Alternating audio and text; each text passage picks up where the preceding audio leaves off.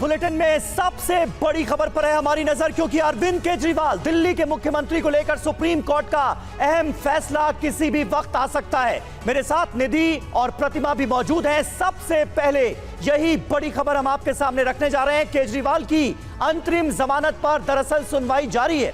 थोड़ी देर में supreme court का फैसला हमारे सामने होगा, ये उम्मीद की जा रही है। सुप्रीम कोर्ट ने अरविंद केजरीवाल के वकील से पूछा है, जमानत मिली तो सीएम की जिम्मेदारी निभाएंगे क्या?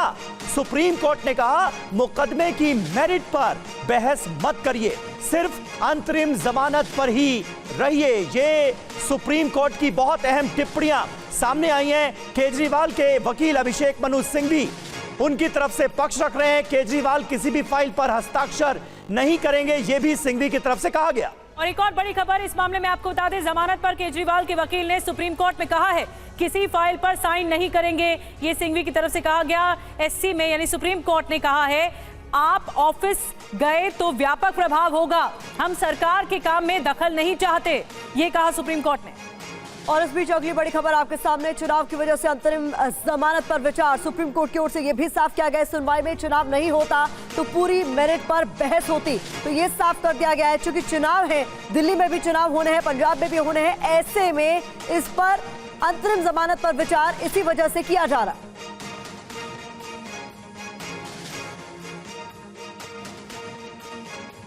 और इस वक्त हमारे साथ हमारे तमाम सहयोगी आज की इस बड़ी खबर पर नजर बनाए हुए हैं। जितेंद्र भाटी सीएम हाउस दिल्ली से हमारे साथ लाइव हैं। पीयूष पांडे सुप्रीम कोर्ट से हमारे साथ लाइव मौजूद हैं। वहीं करुणा शंकर शर्मा हमारे सहयोगी दिल्ली के लोगों के साथ इस वक्त शादरा में मौजूद हैं। मनीष झा भी हमारे साथ स्टूडियो में मौजूद हैं। सबसे पहले पीयूष, मैं आपसे जानना चाहूंगा, असाधारण परिस्थितियों का जिक्र करते हुए सुप्रीम कोर्ट ने आज अरविंद केजरीवाल के लिए उनकी अंतरिम जमानत के लिए जो टिप्पणी की है उसके बारे में विस्तार से बताएं। बड़ी महत्वपूर्ण टिप्पणी है। बिल्कुल समीर, देखिए जस्टिस संजीव खन्ना ने स्पष्ट तौर पर कहा कि इस मामले में ये देखा जाना जरूरी है कि चुनाव, लोकसभा चुनाव का माहौल है और दिल्ली में जो चुनाव है, पंजाब में जो चुनाव है, उसको देखते हुए जो सिटिंग सीएम हैं यानी कि दिल्ली के सीएम अरविंद केजरीवाल जो अभी जेल में हैं, उनको बाहर होना चाहिए। चूंकि फ्री एंड फेयर इलेक्शन की बात भी की गई थी केजरीवाल की तरफ से। अभिषेक मनु सिंघवी जो पेश हुए थे, उन्होंने जो पहले दलीलें रखी थी, तब उन्होंने कहा था कि चूंकि इस मामले में अरविंद केजरीवाल की जो कैंपेनिंग थी उससे डर कर कि ये कदम उठाया गया ईडी की ओर से और इसमें कहीं ना कहीं सरकार शामिल है, तो ऐसी स्थिति को ध्यान में रखते हुए सुप्रीम कोर्ट ने आज ये टिप्पणी की कि इस मामले में जो हम जमानत दे रहे हैं वो सिर्फ इसी आधार पर है कि चुनाव है और अंतरिम जमानत पर ही दे रहे हैं। इस केस की पूरी डिटेल पर या फिर मेरिट पर हम बहस नहीं कर रहे हैं। और कई बार उन्होंने अभिषेक मनु सिंघवी को, जब वो रिबटल कर रहे थे यानी कि ईडी की ओर से जो दलीलें दी गई उसके बाद वो जो जवाब दे रहे थे, उस पर सुप्रीम कोर्ट ने अभिषेक मनु सिंघवी को टोका भी कि आप पीयूष अंतरिम जमानत दे रहे हैं, ये कह दिया सुप्रीम कोर्ट ने, मत जाइए। पीयूष क्लियर कीजिए, आपने कहा अंतरिम जमानत दे रहे हैं, ये कह दिया जज साहब ने। दिया है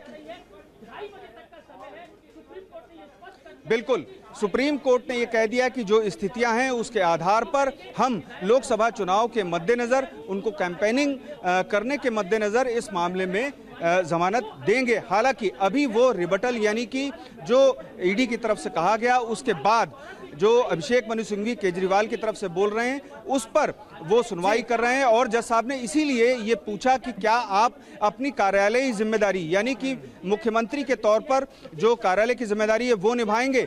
तब अभिषेक मनु सिंघवी ने पहले कहा कि हाँ बिल्कुल, तब कोर्ट ने ये स्पष्ट कर दिया कि नहीं, आप ऐसा नहीं करेंगे। मतलब अदालत में इस वक्त पीयूष जो भी चल रहा है उस पर नजर तो आप बनाए हुए हैं, ये भी आप साफ कर रहे हैं कि अभी इस पर कायदे से क्लैरिटी दी जाएगी कि क्या जमानत मिलने पर हो सकता है क्या नहीं। जी मनीष जी, खबर आ रही है और बड़ी खबर यह है कि केजरीवाल के मामले की सुनवाई करते हुए जज ने अभी एक छोटा सा ब्रेक लिया है और उन्होंने कहा है कि हम फिर 2 बजे से सुनवाई जारी रखेंगे। और सुनवाई जारी करने से पहले उन्होंने जो सवाल रखे हैं केजरीवाल के वकील के साथ, ईडी के वकील के साथ, उसे लेकर पीयूष आपको अपडेट कर रहे थे, जिसमें सुप्रीम कोर्ट ने यह कहा है कि हम इस वक्त केजरीवाल को जेल से बाहर रखने का विचार सिर्फ और सिर्फ चुनाव के मद्देनजर कर रहे हैं। यानी हम शराब घोटाले के में क्या हुआ नहीं हुआ इस पर विचार नहीं कर रहे, बल्कि यह देख रहे हैं कि क्या चुनाव को देखते हुए उनको बाहर निकाला जा सकता है, और अगर हां तो उसकी कंडीशन क्या होगी। मुख्य तौर पर सुप्रीम कोर्ट यह कह रहा है, यानी केस की मेरिट पर अभी कोई बात नहीं हो रही है। जी हाँ, बिल्कुल समीर, देखिए इस वक्त सुप्रीम कोर्ट का कहना यह है कि अगर हम केजरीवाल को जेल से बाहर आने देते हैं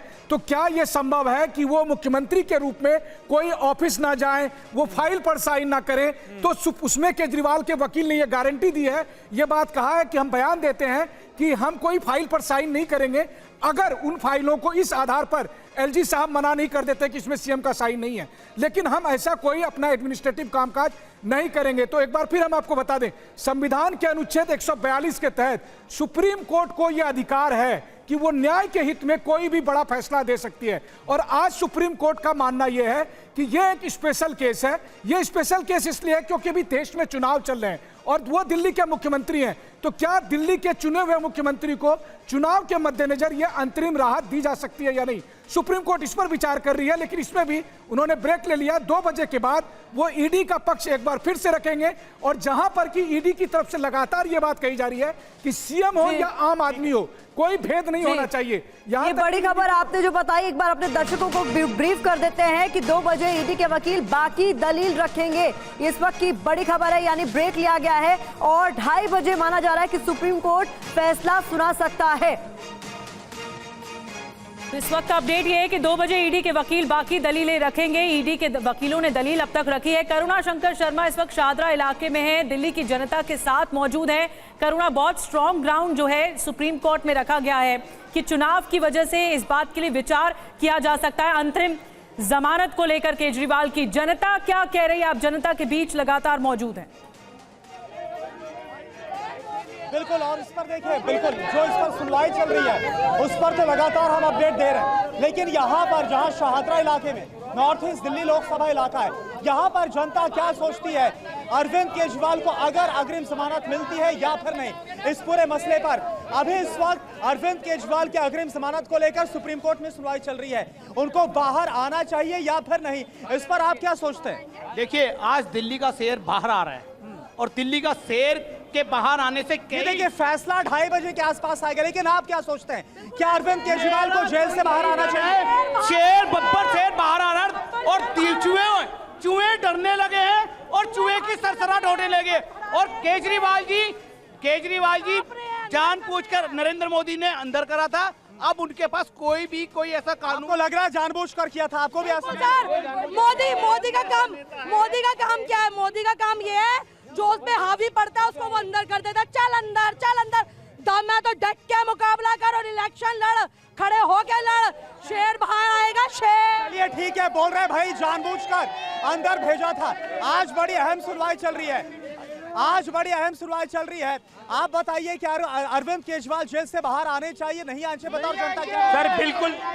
सर बिल्कुल नहीं आने चाहिए। अग्रिम जमानत को लेकर सुनवाई चल रही है, आपको क्या लगता है? सर बिल्कुल नहीं आने चाहिए। एक अपराधी बाहर आके हमेशा ही एविडेंस को, लेकिन अपराध अभी प्रूफ तो नहीं हुआ ना सर, उसकी ट्रायल चल रहा है ना कोर्ट में। आप अगर मेरे ऊपर चार्ज लगे, अपराध लगे, तो मुझे पुलिस लेके उठा के लेके जाएगी ना, मेरे पर ट्रायल चलेगा। तो सुप्रीम कोर्ट, हमारा संविधान कहता है उस आदमी को कभी बाहर नहीं आना चाहिए, उनको इस्तीफा दे देना चाहिए। लेकिन देखिए सुप्रीम कोर्ट में ये बात रखी गई क्योंकि ये चुनाव का वक्त चल रहा है, ऐसे में हम इस बात पर विचार करेंगे कि क्या उनको जमानत मिलती या फिर नहीं मिलेगी। हाँ। क्योंकि उनके जो भी मंत्री है सिसोदिया जी, जहाँ शिक्षा दी गई थी उनके हाथों में, उन्होंने हमारे आने वाली भविष्य, हमारे आने वाले बच्चों के में बोतलें दे दी, एक के साथ एक फ्री दे दी। जब कोविड था उसके बाद अगर बच्चों को शिक्षा बिल्कुल करुणा, बने रहे हमारे साथ। तो दिल्ली की आम जनता इस पूरे केस को लेकर क्या सोच रखती है, क्या विचार रखती है, ये भी हमारे सहयोगी करुणा शंकर शर्मा आपको बता रहे हैं। लेकिन देखिए एक बड़ी खबर इस वक्त आ रही है, चुनाव की वजह से बेल पर विचार कर रहा है सुप्रीम कोर्ट। और जो बड़ी बात सामने आ रही है, इसके लिए मैं पीयूष पांडे के पास चलूंगा। पीयूष, संजय सिंह को जिस तरह से जिन ग्राउंड्स पर जमानत मिली, क्या वैसे ही केजरीवाल को बेल संभव है? क्या जानकारी, क्या अपडेट इसे लेकर आपके पास?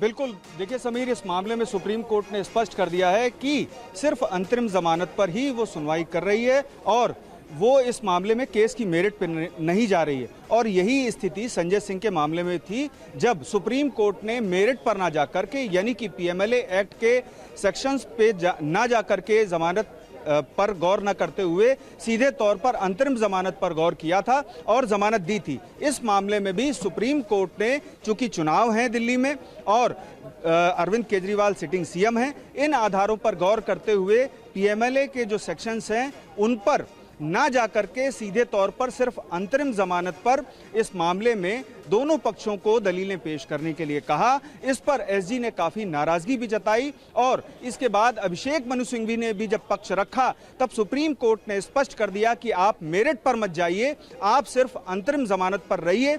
और अब सुप्रीम कोर्ट इस मामले में जो अभिषेक मनु सिंघवी की ओर से अंतरिम जमानत पर तर्क दिए गए हैं उस पर 2 बजे ईडी पक्ष रखेगा और इस मामले में 2:30 बजे, चूंकि एक स्पेशल बेंच है तो 2:30 बजे तक इस मामले में एक फैसला सुप्रीम कोर्ट की ओर से आ सकता है, जिसमें दिल्ली के मुख्यमंत्री अरविंद केजरीवाल को जमानत यानी कि अंतरिम जमानत मिल सकती है। ठीक है, राहत मिल सकती है, लेकिन अभी देखना होगा कि कोर्ट का, सुप्रीम कोर्ट का ऑर्डर क्या होता है। 2:30 बजे तक का इंतजार करना होगा। पीयूष बने रहिए। इस बीच एक बड़ी खबर आ रही है, आम आदमी पार्टी के खिलाफ दिल्ली बीजेपी का प्रदर्शन। आम आदमी पार्टी के खिलाफ दिल्ली बीजेपी का विरोध प्रदर्शन। प्रतिबंधित आतंकी संगठन से चंदा लेने के आरोप पर यह प्रदर्शन किया जा रहा है। बीजेपी प्रदेश अध्यक्ष वीरेंद्र सचदेवा ने उच्च स्तरीय जांच के साथ साथ केजरीवाल के इस्तीफे की मांग की है। केजरीवाल पर देशद्रोह का मुकदमा चलना चाहिए, ये वीरेंद्र सचदेवा ने कहा है।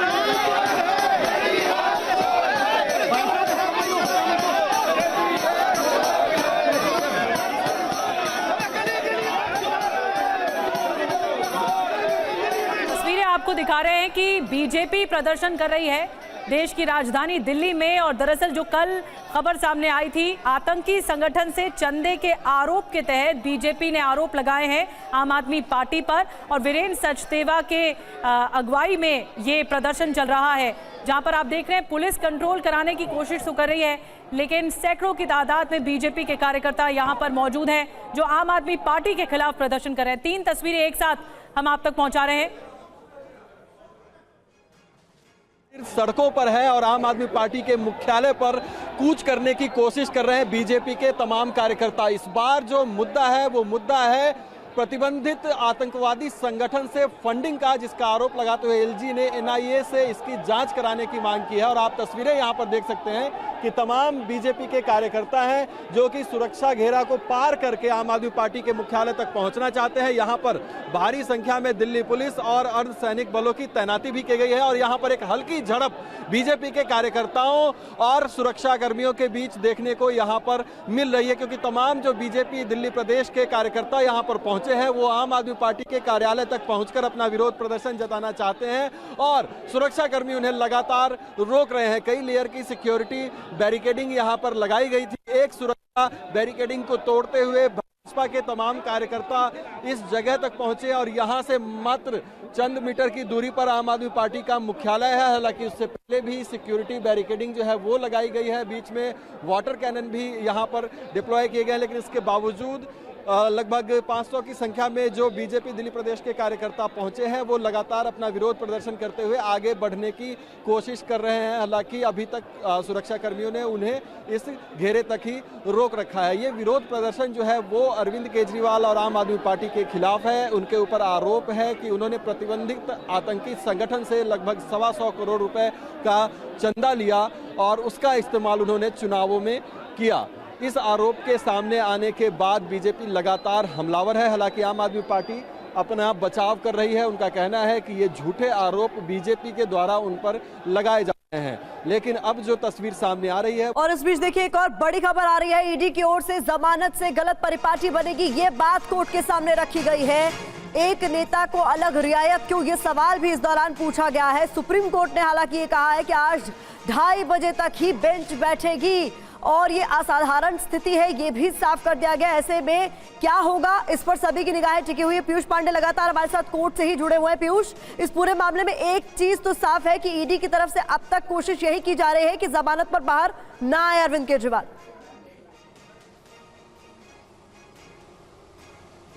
तरफ से पहले एसवी राजू पेश हुए और उसके बाद एसजी तुषार मामले में आपत्ति जताई कि सुप्रीम कोर्ट इस मामले में अंतरिम जमानत पर विचार कर रहा है और जबकि इस मामले में जो मुख्य मामला है उस पर नहीं गौर किया जा रहा और ईडी की तरफ से जो दलीलें हैं पूरी तरीके से वो नहीं सुनी जा रही हैं, चूंकि सुप्रीम कोर्ट ने ये स्पष्ट कर दिया था कि वो 12:30 बजे तक इस मामले में ईडी जो जमानत है अंतरिम जमानत उस पर ही अपनी दलीलें पेश करे और मेरिट पर न जाकर के इस मामले पर सिर्फ अंतरिम जमानत पर अपनी दलीलें पेश करे। तब आपत्ति जताई गई एसजी की तरफ से और ये कहा गया कि इस मामले में जो सेटल किया जाएगा वो आम आदमी और एक नेता के बीच में जो भेद तय करेगा वो ठीक नहीं होगा। ये असाधारण परिस्थिति वाला बयान इसी आपत्ति के बाद सुप्रीम कोर्ट की ओर से दिया गया है। चूंकि देश में लोकसभा चुनाव हैं और अरविंद केजरीवाल एक सिटिंग सीएम हैं, तो ऐसी स्थिति में अंतरिम जमानत पर ही सुप्रीम कोर्ट विचार कर रहा है और उसके लिए सुप्रीम कोर्ट ने यह भी स्पष्ट कर दिया कि आप इस मामले में सिर्फ अंतरिम जमानत पर बहस करें और केस की मेरिट पर जाकर बहस ना करें। दोनों पक्षों को ये स्पष्ट करते हुए सुप्रीम कोर्ट ने यह भी साफ कर दिया कि असाधारण परिस्थितियां हैं एक सिटिंग सीएम के लिए और ऐसी स्थिति में सुप्रीम कोर्ट अंतरिम जमानत पर विचार करेगा। तब इस मामले में एसजी की तरफ से भी ये साफ कर दिया गया कि ये असाधारण परिस्थितियां भले हों लेकिन कहीं ना कहीं एक आम आदमी और एक सिटिंग सीएम के मामले में बहुत दिलचस्प दलीलें जो कि आज सुप्रीम कोर्ट में रखी गई, लेकिन लंच ब्रेक का इंतजार है और सुप्रीम कोर्ट ने कहा है कि 2:30 बजे तक बेंच बैठेगी, असेंबल होगी फिर से और ये असाधारण स्थिति है। ये एक बहुत बड़ी टिप्पणी रही। जितेंद्र भाटी भी हमारे साथ हैं सीएम हाउस के बाहर से। जितेंद्र, एक तरफ हम देख रहे हैं बीजेपी प्रदर्शन कर रही है, आम आदमी पार्टी की क्या रणनीति, क्या करेगी अब? बिल्कुल, देखिए आम आदमी पार्टी फिलहाल हमारी और आपकी तरह ही जो है जो कोर्ट की पूरी कार्रवाई है उस पर नजर बनाए हुए हैं, पल पल की जानकारी ली जा रही है, उस पर ही आम आदमी पार्टी रिएक्ट करेगी। फिलहाल मैं मुख्यमंत्री आवास के ठीक बाहर हूं, आप देखेंगे अभी यहाँ पर आपको सन्नाटा नजर आएगा। अंदर जो है अरविंद केजरीवाल, उनकी पत्नी और तमाम जो उनके माता पिता हैं वो अंदर मौजूद हैं, लेकिन भी पल पल की नजर रखी जा रही है क्योंकि अरविंद केजरीवाल अंतरिम जमानत पर बाहर आते हैं तो ये आम आदमी पार्टी तो संजीवनी बूटी जैसा होगा क्योंकि देखिए जो उनके एक बड़े जो नेता थे वो अंदर जा रहे थे, सिर्फ संजय सिंह जो है उन्हीं को कोर्ट ने हाल ही में जमानत दी थी। अब यहाँ पर अगर अंतरिम जमानत मिलती है तो ये आम आदमी पार्टी इसको एक पॉजिटिव साइन की तरह लेके, देखिए कोर्ट ने यहाँ पर साफ कर दिया कि केस के गुण दोष यानी कि मेरिट पर बात नहीं कर रहे हैं। जो उनको गिरफ्तारी को चैलेंज किया था वो सही थी गलत थी कोर्ट पे बाद में फैसला सुनाएगा, लेकिन कोर्ट ने कहा कि 5 साल में एक बार आम चुनाव होते हैं, असाधारण स्थिति है और दिल्ली के निर्वाचित वो मुख्यमंत्री हैं तो ऐसे में उन्हें चुनाव से दूर नहीं रखा जाना चाहिए। और देखिए छठे चरण में जो है चुनाव 25 मई को दिल्ली में है और 1 जून को 7वें आखिरी चरण में पंजाब में है, तो ऐसे में उनको अंतरिम जमानत सिर्फ चुनाव प्रचार। बिल्कुल जितेंद्र, ये बड़ा सवाल है कि 47 दिन जेल में रहने के बाद क्या अरविंद केजरीवाल जेल से बाहर आ पाएंगे? थोड़ी देर में सुप्रीम कोर्ट का फैसला हमारे सामने होगा, ये हम उम्मीद कर रहे हैं। और इस बीच देखिए ईडी की तरफ से क्या कहा गया है, प्रचार नहीं करेंगे अरविंद केजरीवाल तो कोई आसमान नहीं टूट पड़ेगा। केजरीवाल के खिलाफ पूरे सबूत मौजूद हैं, उनकी भूमिका पर भी बात होनी चाहिए। मनीष झा हमारे साथ मौजूद हैं। मनीष, किस तरह से आप देखते हैं ईडी की इस टिप्पणी को? और जाहिर है ईडी की पुरजोर कोशिश यही नजर आ रही है कि अंतरिम जमानत ना मिलने पाए और केस में अरविंद केजरीवाल की जो भूमिका है उस पर सुनवाई हो, लेकिन सुप्रीम कोर्ट तो साफ कह रहा है कि हम अंतरिम जमानत पर ही अभी बात करेंगे, केस की मेरिट पर बात ही नहीं करेंगे। बिल्कुल, देखिए सुप्रीम कोर्ट के जस्टिस संजीव खन्ना और जस्टिस दीपांकर दत्ता की वो बेंच जिसने पिछले दिनों ईवीएम पर हरी झंडी दी थी, आज वो अरविंद केजरीवाल के मामले की सुनवाई कर रही है, जिनको 2 से 2:30 बजे के बीच में यह तय करना है कि क्या अरविंद केजरीवाल को, दिल्ली के मुख्यमंत्री को, दिल्ली में हो रहे चुनाव के लिए इस वक्त जेल से बाहर आने दिया जाए या नहीं। हालांकि अगर मैं कहूं तो अरविंद केजरीवाल ये कहते आए हैं कि वो बजरंगबली के भक्त हैं, आज मंगलवार का दिन है तो क्या मंगलवार को उन्हें कोई राहत मिलेगी कि नहीं। लेकिन दिलचस्प बात यह है कि ईडी ने भी अपनी दलीलों में बहुत इंटरेस्टिंग बातें कही है। मसलन ईडी ने यह कहा कि जब जॉर्ज फर्नांडिस ने जेल में रहकर चुनाव लड़ा था तब उन्होंने रिकॉर्ड मतों से जीत हासिल की थी, यानी ईडी ये कह रहे हैं कि जेल में रहकर भी चुनाव लड़ा जा सकता है। यानी कि ईडी का ये कहना है कि जब जॉर्ज फर्नांडिस जैसे नेता ने देश में इतिहास रच दिया था जेल में रहकर, तो ऐसी स्थिति में उनको जेल से बाहर निकाला जाना बड़ी बात यह है कि ईडी इस बात को लेकर तटस्थ है कि केजरीवाल को जमानत नहीं मिलनी चाहिए और इसी को लेकर दलीलें भी रखी गई। अब ये देखना होगा कि क्या राहत मिल पाती है। बहरहाल इंतजार करना होगा। इस बीच जनता के बीच करुणा शंकर शर्मा लगातार है। करुणा, वहां जनता क्या कह रही है? इन तमाम दलीलों के बीच जनता की क्या राय है? बिल्कुल, देखिए यहाँ पर भी हम लोग यहाँ पर मौजूद हैं और अरविंद केजरीवाल की जो जमानत है इस पर क्या फैसला आता है ये तो देखना होगा।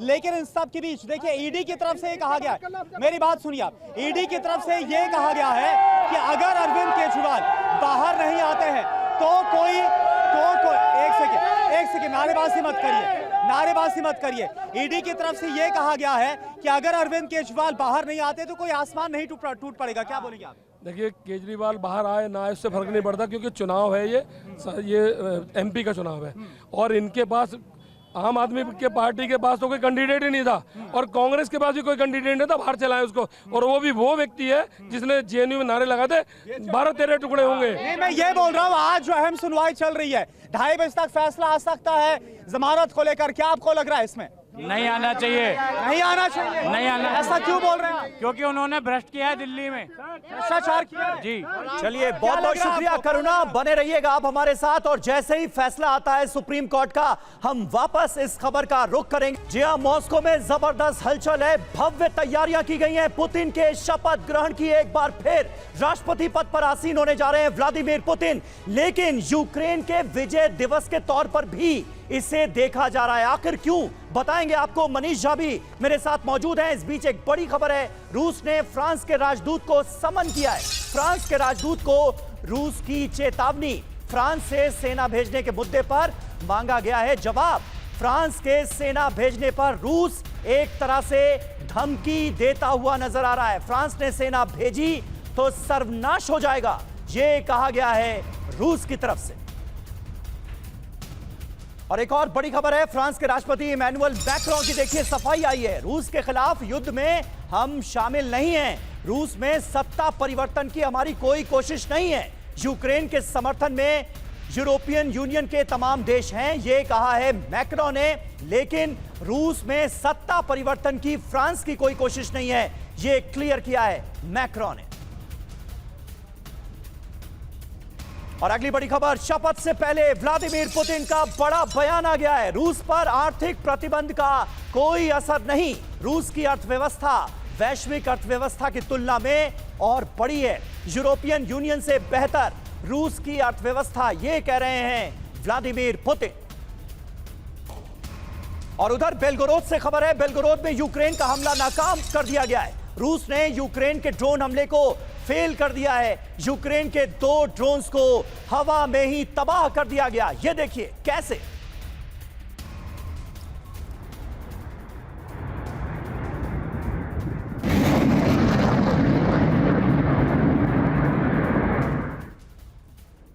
तो देखिए, पुतिन के शपथ ग्रहण से पहले बहुत तेजी से डेवलपमेंट्स हो रहे हैं। पुतिन की शपथ से पहले जर्मन टीवी भी एक बड़ा दावा कर रही है। रूस ने जेलेंस्की को वांटेड लिस्ट में डाल दिया है। रूसी आंतरिक मंत्रालय का यह बड़ा फैसला आपके सामने। जर्मन न्यूज चैनल वेल्ट ने यह बड़ा दावा किया है, वांटेड लिस्ट में आ गए हैं यूक्रेन के राष्ट्रपति जेलेंस्की।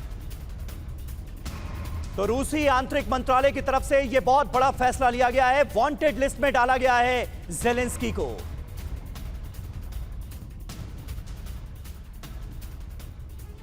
तो टीवी 9 भारतवर्ष पर पुतिन की शपथ को लेकर बड़ी कवरेज की हम करने जा रहे हैं शुरुआत। व्लादिमीर पुतिन 5वीं बार रूस के राष्ट्रपति के तौर पर शपथ लेने वाले हैं। क्रेमलिन में उनके शपथ ग्रहण की देखिए कैसे भव्य तैयारियां की गई हैं। पुतिन आज दोपहर 2:30 बजे शपथ लेंगे। इस दौरान पुतिन को 21 तोपों की सलामी दी जाएगी। यह सेरेमनी करीब 1 घंटे तक चलेगी, जिसमें 140 साल पुरानी धुन बजाई जाएगी।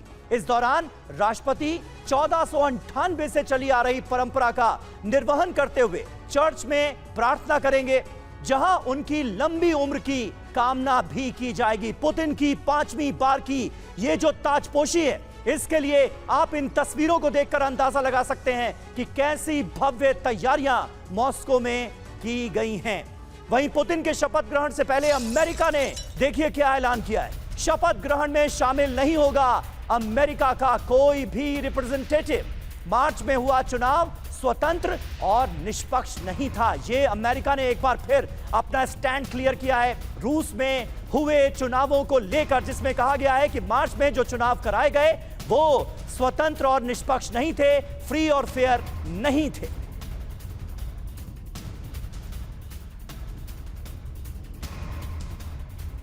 तो अमेरिका का रुख क्या है, यह आपने देखा। वहीं पुतिन के शपथ ग्रहण समारोह में शामिल होने के सवाल पर अमेरिका के विदेश विभाग के प्रवक्ता मैथ्यू मिलर ने क्या कहा है, सुनाते हैं आपको। My question is anyone from the U.S. Embassy attending his inauguration ceremony, or is the U.S. joining other countries to boycott? No, we will not have a representative at his inauguration. U.S. is boycotting? We will not have a representative there. You can draw your own conclusions. We certainly did not consider that election free and fair, but he is the president of Russia and is going to continue in that capacity. तो पांचवी बार राष्ट्रपति बनने जा रहे हैं और America आलोचनात्मक अंदाज में साफ तौर पर यह कहता हुआ नजर आ रहा है कि रशिया में जो चुनाव कराए गए वो तो सिर्फ दिखावा थे, फ्री एंड फेयर इलेक्शन थे ही नहीं। लेकिन ताजपोशी की जबरदस्त तैयारियां मॉस्को में नजर आ रही हैं और हमारे साथ हमारे दो सहयोगी इस वक्त मौजूद हैं। सुमित चौधरी और मनीष झा मेरे बगल में ही मौजूद हैं। स्टूडियो में कुछ खास मेहमानों का एक बड़ा पैनल भी हमें ज्वाइन कर चुका है। Professor Amitabh Singh foreign expert हमारे साथ मौजूद हैं। दीपक वोरा साहब हमें ज्वाइन कर चुके हैं, पूर्व राजदूत। मेजर जनरल वीके दत्ता साहब बतौर डिफेंस एक्सपर्ट हमारे साथ मौजूद हैं और ब्रिगेडियर शरदेंदु भी स्टूडियो में मेरे साथ मौजूद हैं। मनीष, आज क्या होता हम देख रहे हैं, जबरदस्त डेवलपमेंट नजर आ रहा है। अमेरिका ने कह दिया है फ्री एंड फेयर इलेक्शन थे ही नहीं। इस बीच व्लादिमीर पुतिन की एक बार फिर ताजपोशी, क्या मैसेज? देखिए, आजकल तो ये रिवाज चल गया है कि जहां भी चुनाव हो तो सब उस चुनाव पर शंका जाहिर करते हैं। अमेरिका में भी चुनाव हुए तो उसको लेकर भी शंका हुआ, लेकिन हकीकत यह है कि आज की तारीख में पुतिन पांचवी बार रूस के राष्ट्रपति की शपथ लेंगे।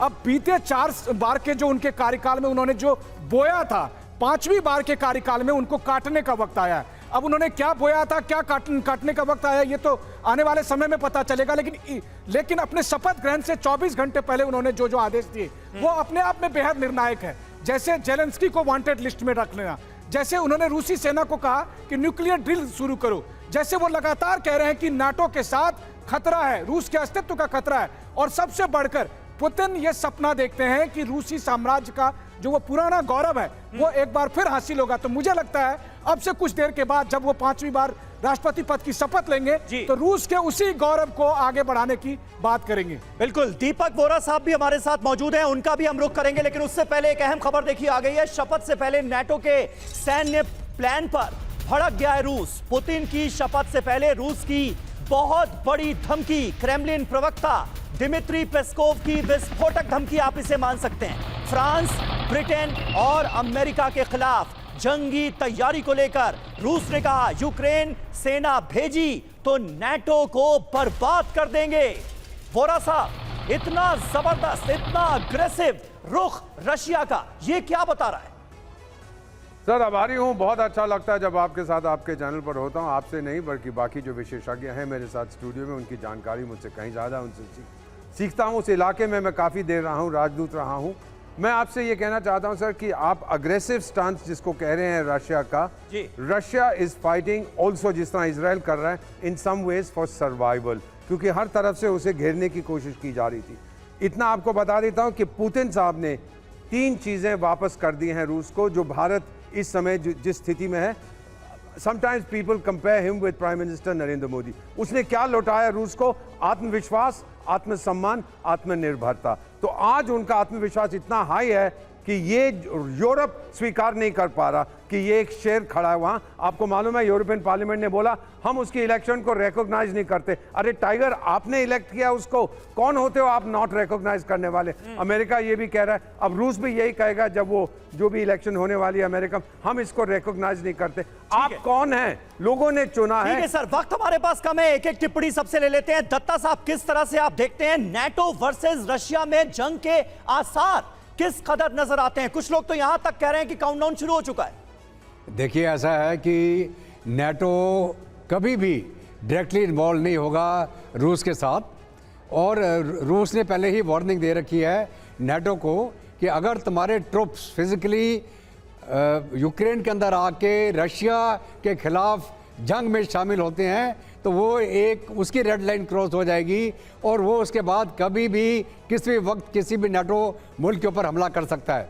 तो जहाँ तक हथियार असला देने का सवाल है, मॉरल सपोर्ट है, ट्रेनिंग है, गाइडेंस है, वो ठीक है। नेटो तो शुरू से कर रहा, नहीं तो यूक्रेन तो 2 साल पहले ही हार चुका होता जंग। जी, तो नेटो तो ऑलरेडी इन्वॉल्व है, अमेरिका बिल्कुल सर, आगे इस पर हम और बात करेंगे, लेकिन एक और बड़ी खबर इस वक्त आ रही है। पुतिन की शपथ से पहले अमेरिका से एक बड़ा खुलासा हुआ है। रूस ईरान की साजिश पर CIA का बड़ा दावा, अमेरिकी खुफिया एजेंसी का यह बहुत बड़ा दावा, यमन के पहाड़ों पर ईरान की वेपन फैक्ट्री को लेकर। यमन में रूस की कई न्यूक्लियर यूनिट्स मौजूद हैं। ये CIA के हवाले से बड़ी खबर सामने आ रही है, जिस पर और ज्यादा जानकारी देंगे हमारे सहयोगी सुमित चौधरी। सुमित, क्या है ये पूरी खबर? देखिए, बिल्कुल आपको पता होगा कि किस तरीके से अभी हाल ही में हम ही ने बताया था कि कैसे यमन के अंदर एक अंडरग्राउंड मिसाइल से लगातार साइलोस बना रहा है लगातार, और अब ये कहा जा रहा है कि ईरान के साथ साथ अब रशिया भी उन साइलोस को अपनी फैक्ट्री डेवलपमेंट के लिए इस्तेमाल करेगा, मिसाइल बनाने के लिए इस्तेमाल करेगा, वहां से अटैक करने के लिए इस्तेमाल करेगा। और ये वो पहाड़ी इलाके हैं जहां पर आप इनको आइडेंटिफाई नहीं कर सकते। और अभी इंपॉर्टेंट यह है कि यमन का एक इस्तेमाल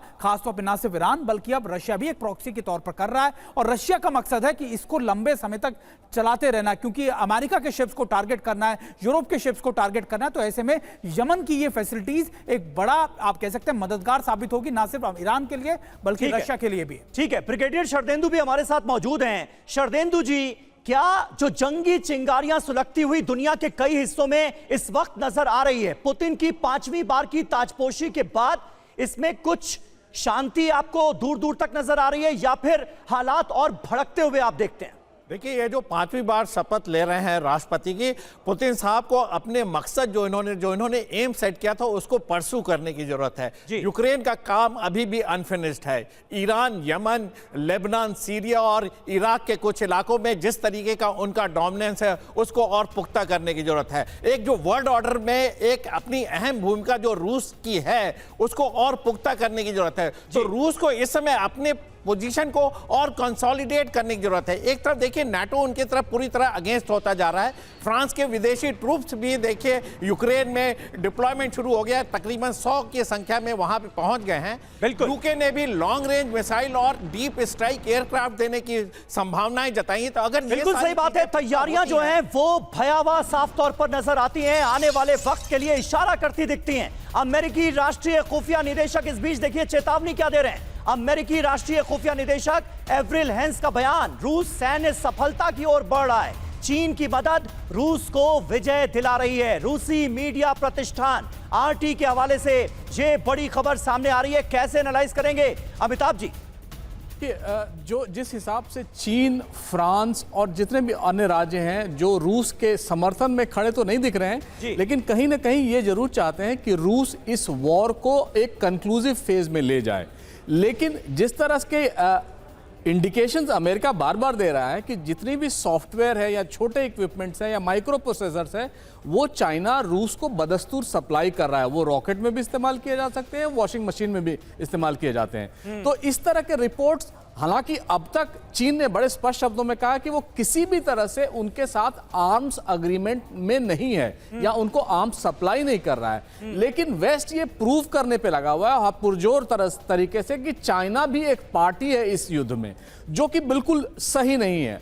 और जिस तरह से चाइना अपने आप को एसर्ट कर रहा है, क्योंकि चाइना ने अब तक इसको वॉर नहीं कहा है, चाइना ने ये नहीं कहा है कि इस वॉर को जल्द खत्म किया जाए। बिल्कुल, और ऐसे वक्त में जब हम ये कहते हैं कि विश्व युद्ध के आसार हैं, तो चीन, रूस, ईरान, नॉर्थ कोरिया, ये चौकड़ी एक साथ एक प्लेटफॉर्म पर नजर आती है।